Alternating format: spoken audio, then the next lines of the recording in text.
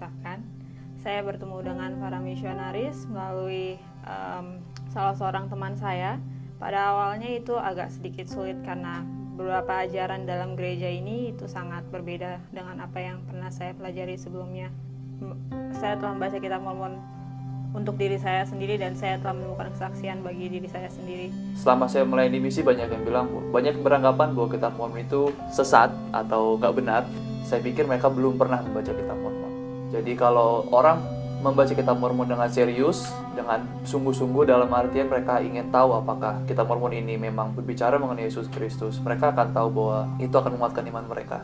Dan itu menambah kesaksian saya dan iman saya pada Yesus Kristus bahwa Yesus Kristus adalah juru selamat kita.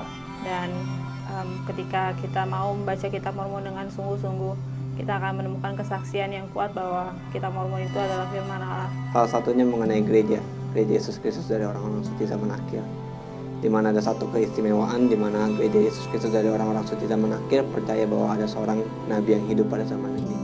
Semua orang berpikir bahwa mereka nabi berhenti pada saat zaman Yesus Kristus, tapi gereja Yesus Kristus dari orang-orang suci zaman akhir percaya bahwa ada seorang nabi yang hidup, namanya Nabi Thomas S. Monson. Dan itu bermula juga pada Joseph Smith, ketika ada seorang anak muda yang mencari kebenaran untuk mengetahui gereja yang mana yang benar. Dan sejak saat itu mulai dipanggil seorang nabi yang hidup. Saya tahu bahwa kita membutuhkan seorang nabi yang hidup, karena dengan nabi yang hidup dia membantu kita untuk memiliki kehidupan yang lebih baik pada saat ini.